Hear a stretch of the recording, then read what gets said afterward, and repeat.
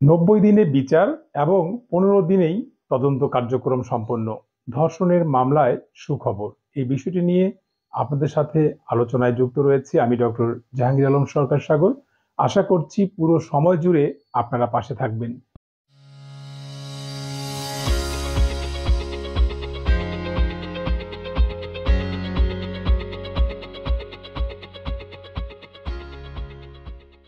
ধর্ষণ একটি গুরুতর অপরাধ যা সমাজের নৈতিক ও মানবিক কাঠামোকে ভীষণভাবে নাড়া দেয়।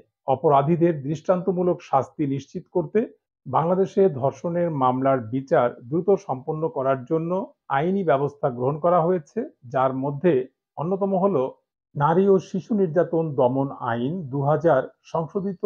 এর ১৮(৪) খ ধারা অনুসারে অপরাধের তদন্ত সম্পন্ন করতে হবে ৩০ দিনের মধ্যে।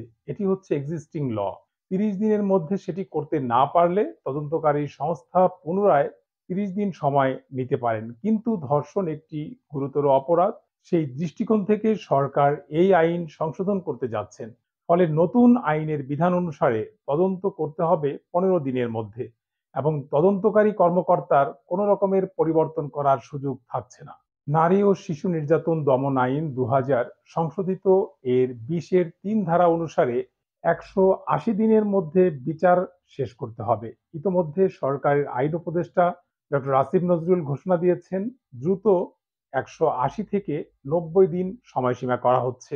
মোটের উপর কথা হচ্ছে, নতুন আইনের বিধান অনুসারে ১৮০ দিনের বদলে ৯০ দিনের মধ্যে বিচার শেষ করতে হবে এবং ৩০ দিনের বদলে ১৫ দিনের মধ্যে তদন্ত সম্পন্ন করার বিধান যুক্ত হচ্ছে। তদন্তকারী অফিসার বদল করার মধ্য দিয়ে তদন্তের সময়সীমা বাড়ানোর আর সুযোগ থাকছে না।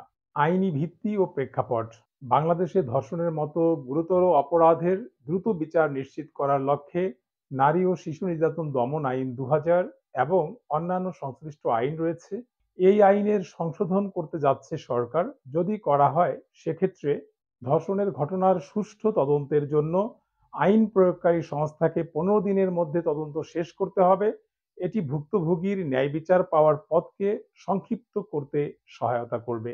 ৯০ দিনের মধ্যে বিচার সম্পন্ন করা: আদালতকে ৯০ দিনের মধ্যে বিচার কার্যক্রম শেষ করতে হবে, যাতে মামলাগুলো বিচারের পর বছরের পর বছর ঝুলে না থাকে এবং অপরাধীরা দ্রুত শাস্তির আওতায় আসে। এই ব্যবস্থা কার্যকর করার ক্ষেত্রে বেশ কিছু চ্যালেঞ্জ দেখা দিচ্ছে। যদিও এই বিধানগুলি ন্যায় বিচার নিশ্চিত করতে গুরুত্বপূর্ণ, তবে বাস্তবায়নের ক্ষেত্রে কিছু চ্যালেঞ্জ রয়েছে। প্রমাণ সংগ্রহ ও ফরেনসিক প্রতিবেদন চ্যালেঞ্জ: ধর্ষণের মামলায় প্রমাণ সংগ্রহ ও ফরেনসিক পরীক্ষা অনেক সময় সঠিক সময়ে সম্পন্ন করা কঠিন হয়ে পড়ে। প্রশাসনিক জটিলতা আরেকটি চ্যালেঞ্জ। তদন্ত সংস্থার অপ্রতুল জনবল এবং মামলার সংখ্যা বেশি হওয়ায় অনেক ক্ষেত্রে নির্ধারিত সময়সীমার মধ্যে তদন্ত শেষ করা সম্ভব হয় না। আদালতের মামলা জট: বাংলাদেশে আদালতগুলোর মামলা জটের কারণে অনেক সময় ৯০ দিনের মধ্যে বিচার সম্পন্ন করা সম্ভব হয় না। এটি একটি চ্যালেঞ্জ। সাক্ষী ও ভুক্তভোগীর নিরাপত্তা: অনেক ক্ষেত্রে ভুক্তভোগী ও সাক্ষীরা হুমকির মুখে থাকেন, যার ফলে তারা সাক্ষ্য দিতে ভয় পান এবং বিচার প্রক্রিয়া বিলম্বিত হয়। এটিও একটি গুরুত্বপূর্ণ চ্যালেঞ্জ। সমাধান ও সুপারিশ: বিশেষায়িত ট্রাইব্যুনাল গঠন করা যেতে পারে। ধর্ষণের মামলার দ্রুত নিষ্পত্তির জন্য বিশেষায়িত ট্রাইব্যুনালের সংখ্যা আরও বাড়ানো দরকার। ফরেনসিক সুবিধার সম্প্রসারণ করা প্রয়োজন।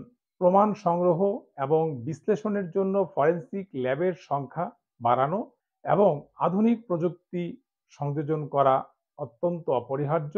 এটি প্রতিটি জেলায় করা প্রয়োজন। সাক্ষীদের সুরক্ষা: সাক্ষী ও ভুক্তভোগীদের নিরাপত্তা নিশ্চিত করতে পর্যাপ্ত আইনগত ও প্রশাসনিক ব্যবস্থা নেওয়া উচিত। যদি এটি করা যায়, তাহলে নারী ও শিশু নির্যাতন আইনের যেই দুইটি বিষয়ে পরিবর্তন আনছে, সেক্ষেত্রে কাঙ্ক্ষিত ও প্রত্যাশিত ফলাফল পাওয়া যেতে পারে।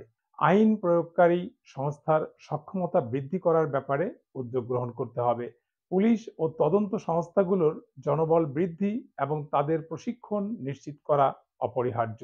ধর্ষণের মামলার দ্রুত বিচার নিশ্চিত করা শুধু আইনগত বাধ্যবাধকতা নয়, এটি সামাজিক ন্যায় বিচারের অংশ।